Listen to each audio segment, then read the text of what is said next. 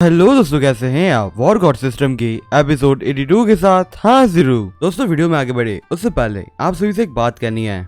दोस्तों, अभी यहाँ पे एक्चुअली मैं आप सभी के लिए एक एनिमे सीरीज एक्सप्लेन करने की सोच रहा था, तो अभी इसके कारण से मैंने कल एक कॉमेडी पोस्ट भी किया है जिससे मैं पता कर सकूं कितने लोगों को एनिमे एक्सप्लेनेशन चाहिए। दोस्तों, जिन लोगों को भी एनिमे एक्सप्लेनेशन चाहिए वो लोग वहाँ पे जाके वोट कर सकते हो, ताकि मेरे लिए भी आसान हो जाए डिसाइड करने में कि मैं एनिमे एक्सप्लेन करूँ या फिर नहीं करूँ। तो अभी दोस्तों, जो लोग भी एनिमे देखना चाहते हैं तो मैं उन सभी को एक बात कहना चाहता हूँ, अभी एनिमे की वीडियो मांगा एक्सप्लेनेशन की तरह हर रोज के हर रोज नहीं मिलने वाले, क्योंकि ये मांगा एक्सप्लेनेशन से जरा अलग होता है। क्योंकि अभी इसके अंदर हमें एक स्क्रिप्ट बनानी पड़ती है।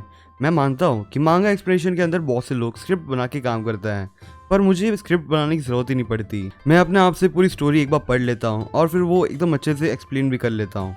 तो इसके कारण से मुझे स्क्रिप्ट बनाने की जरूरत पड़ नहीं रही थी। पर अब यहाँ पे एनिमे के अंदर जरा अलग बात होती है, क्योंकि एनिमेस के अंदर छोटी से छोटी डिटेल्स भी देना बहुत से अच्छी बात होती है, तो इसके कारण से स्क्रिप्ट बनानी पड़ती है। तो अभी दोस्तों, इस कॉमेडी पोस्ट पे ज्यादातर वोट्स अगर यस की तरफ जाएंगे तो हम लोग एनिमे एक्सप्लेन करेंगे। तो अब इसके कारण से आप लोग ध्यान में रखना कि जब भी कोई एनिमे की वीडियो आएगी उसे 3 दिन का वक्त लग जाएगा उसे आने में।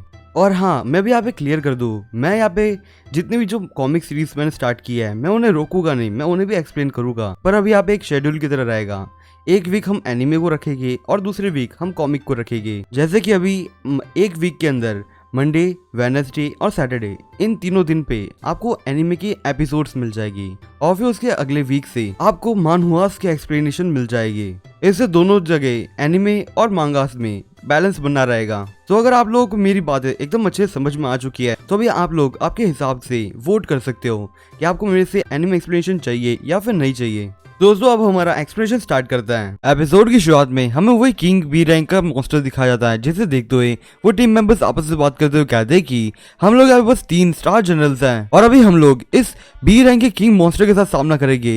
ये कैसे हो सकता है, क्योंकि ये बहुत ज्यादा स्ट्रॉन्ग होगा। और फिर तभी उतने में वो मॉन्स्टर उन लोगों के ऊपर अटैक करता है, पर वो लोग वहां से हट जाता है। तभी जियो एकदम तेज से आके उस मॉन्स्टर के ऊपर अटैक करने लग जाता है। जियो जरा पीछे हटते हुए वो अपने टीम मेंबर्स से कहता है कि अभी यहाँ पे सिर्फ बी रैंक का किंग बीस्ट आया हमारे सामने और हम लोग यहाँ पे इस एग्जाम के अंदर पार्टिसिपेट कर चुके हैं, तो इसका मतलब कि हम लोग जीनियस हैं। और फिर अगर हम लोग इसी जगह पे आके हम लोग गिव अप कर देंगे तो ये क्या मैटर करेगा। और हम लोगों का सपना ये है ना कि हम लोग वॉर गॉड रियलम तक पहुंच सके, पर अगर हम लोग यहाँ पे हार मान लेंगे तो ये हम लोग इस रियलम तक कैसे पहुंच सकता है।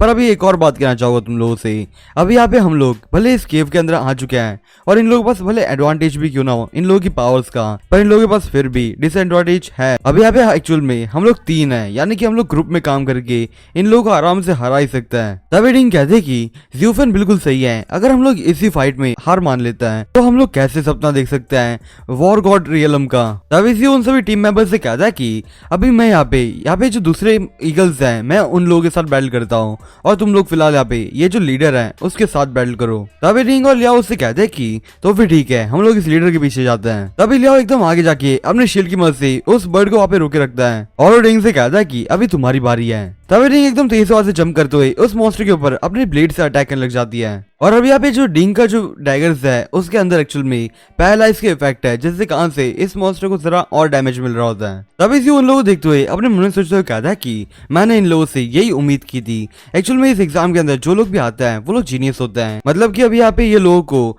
जैसे बैटल का मैंने बोला उसके बाद वो लोग तुरंत ही बैटल के अंदर एकदम फोकस हो चुके हैं। तो अभी इसके कारण से ये लोग इनके सराउंड में जो लैंडस्केप है उसका भी एडवांटेज ले रहे हैं और पूरी तरह से उस बी रैंक की किंग के ऊपर हावी पड़ रहा है। और अब इसकी वजह से ही मैं यहाँ पे दूसरे जो बीस्ट हैं उनके साथ बैटल कर सकता हूँ, पर मुझे यहाँ पे भूलना नहीं चाहिए कि मुझे भी इन लोगों को हेल्प करनी होगी। और फिर वो बाकी बीस्ट के ऊपर अटैक करे उससे पहले वो अपने एक रोप निकालता है, जिससे कारण से वो बड़े से लीडर को वहीं पे रोके रखता है। ज़्यू उस रोप को पकड़ते हुए कहता है कि अभी फिलहाल ये जो रोप है वो जरा सा हेल्प तो कर सकती है, पर अभी ये रोप ज्यादा से डैमेज हो चुकी थी, पर फिर भी चलो काम तो कर रही है। और फिर उसके बाद तुरंत ही ज़्यू एकदम तेजी से उन मॉन्स्टर की तरफ आगे बढ़ता है जो बाकी ग्रुप के थे। ज़्यू एकदम तेजी से वहां से जाते हुए कहता है कि अभी इस चीज को जल्द से खत्म करना होगा। और फिर वहाँ पे जो बर्ड बीस्ट थे उन सभी को एक एक करके मारते जा होता है और फिर जैसे ही वो मारता है वैसे सिस्टम उसे कुछ पॉइंट्स देता है। अब यहाँ पे ज़्यू ने 3 बीस्ट को मारा था तो इसके कारण से उसे सबसे पहले एक एट्रीब्यूट पॉइंट मिला होता है।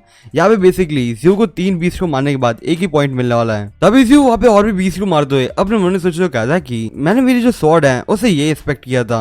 ये स्वॉर्ड बहुत ज्यादा स्ट्रॉन्ग है और साथ साथ बहुत ज्यादा शार्प, इतनी शार्प कि वो यहाँ पे सी रैंक के बीस्ट को आसानी से मार पा रही है। अब यहाँ पे मेरी जो स्वॉर्ड है उसके ऊपर मैंने जो पैसिव इफेक्ट लगाया था वो भी यहाँ पे यूज नहीं हो रहा, पर फिर भी ये लोग आराम से मारे जा रहे हैं। तो इसकी मदद से ये जो जगह है वो पूरी तरह से मेरे एट्रीब्यूट्स लेने की जगह है, मतलब कि मैं यहाँ पे बहुत से एट्रीब्यूट्स कमा सकता हूँ इन बीस्ट को मारने के बाद। और भी हमें तुरंत ही लियाओ और डिंग का सीन दिखाया जाता है जहाँ पे उस बीस्ट ने उन लोगों के ऊपर अटैक किया होता है, जिससे कहां से वो लोग दूर जाके गिरने वाले होते हैं। डिंग से दूर गिरते हुए कहते कि मैं इसके अटैक को डॉज नहीं कर पाई, क्या यहाँ पे मरने वाली हूँ। और फिर तभी तुरंत ही वो जो वर्ड होता है वो डिंग की तरफ ही जा रहा होता है उसके बाद अटैक करने के लिए, पर वो आगे नहीं जा पाता क्योंकि यहाँ पे ज़्यू की रोप लगी हुई थी उसके पीछे। डिंग से हैरान होते हुए कहते कि ये बीस्ट रोप से बंधा हुआ है, क्या यहाँ पे ज़्यू फैन ने इसे बांध के रखा है। पर तभी तुरंत ही वो बर्ड उसकी जो चोंच होती है उसकी मदद से उस रोप को काट देता है और फिर तुरंत ही डिंग की तरफ अटैक करने आने वाला होता है। पर तभी ज़्यू वहाँ पे एकदम तेजी से आते हुए डिंग को वहां से हटा देता है और फिर तभी डिंग उससे कहते कि क्या तुमने वहाँ पे बाकी जो ग्रुप में ईगल्स थे उन लोगों को मार दिया। तभी ज़्यू उससे कहता है कि अभी मेरे पास फिलहाल एक ए रैंक का वेपन है, जिससे कहां से ये सी रैंक के जो बीस्ट होते हैं उन्हें मारना बहुत से आसान हो जाता है। तो अब इसी कान से मैंने तुम सभी से पहले कहा था कि मैं इन सभी जो बीस्ट हैं उन लोगों के साथ सामना करता हूँ, तब तक तुम लोग लीडर के साथ बैटल करो, क्योंकि ये सारे जो छोटे बीस्ट है वो मेरे लिए कुछ ज्यादा बड़ी बात नहीं है। तभी रिंग से हैरान होते हैं अपने मन में सोचते हुए कहते कि ये ज़्यू फैन अभी 20 साल का भी नहीं हुआ, पर फिर भी हमारे एग्जाम के अंदर आया है और ये एग्जाम के अंदर पार्टिसिपेट करना बहुत ज्यादा बड़ी बात होती है। और अभी यहाँ पे ज़्यू को देखते हुए वो सिर्फ एक टैलेंटेड पर्सन नहीं लगता मुझे, पर वो मुझे ऐसा बंदा लगता है जिसकी जो फाइटिंग स्किल्स है वो बहुत ज्यादा एक्सट्रीमली स्ट्रॉन्ग है। और फिर वहाँ पे हमें वो बीस्ट दिखाया जाता है जो अपनी साथियों को देख जरा हैरान हो चुका होता है और फिर वो तुरंत ही गुस्से में आके वहां से जोर से चिल्लाने लग चुका होता है, जिसके प्रेशर के कारण वो जो टैंकर था वो अपनी शील्ड से रोकने लग चुका होता है, पर फिर भी उसे उस प्रेशर का फील होने लग चुका होता है और उन सभी से कहता है कि ये लीडर तो कुछ ज्यादा ही स्ट्रांग बन गया है, पर ये अचानक से इतना ज्यादा स्ट्रांग कैसे बन गया।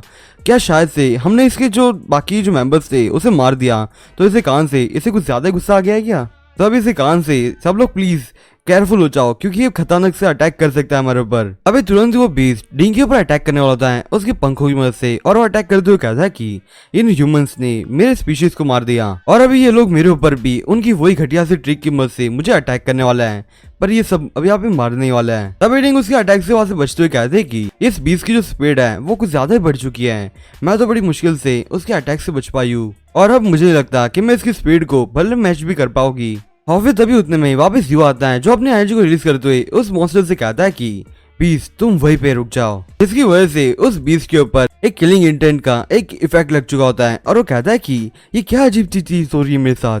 तभी ज़्यू मॉन्स्टर को देखते हुए कहता है कि मेरे को लगता है कि मैंने अभी यहाँ पे जो किलिंग इंटेंट अनलिश किया था उससे कान से ये मॉन्स्टर ज्यादा शॉक तो हो चुका है, पर अगर यहाँ पे मैंने अपनी जो ट्रू पावर्स है अगर इसे इधर ही अनलिश कर दी तो पता नहीं इस बीस्ट के साथ क्या ही हो जाएगा। और वो ऐसा बोलते हुए एकदम तेजी से उस बीस्ट के ऊपर एक स्लैश मार के वापस आ जाता है और उस स्लैश जैसे उस बीस्ट के ऊपर लगता है वो जोर से चिल्लाता है और वो बीस्ट वो तुरंत ही नीचे गिर चुका होता है और ज़्यू से भाग चुका होता है और वो भागते हुए कहता है कि ये जरा सी अजीब सी बात है, मेरी ए रैंक की वेपन की स्वॉर्ड है पर फिर भी उसने उस बीस्ट के ऊपर एक छोटा सा कट लगा दिया। और फिर यहाँ पे डिंग जाती है उस मॉन्स्टर के पास, वो कहती है कि अभी यहाँ पे जो पैरालाइज मेडिसिन है वो इस बीस के ऊपर बहुत ज्यादा यूजफुल होगी।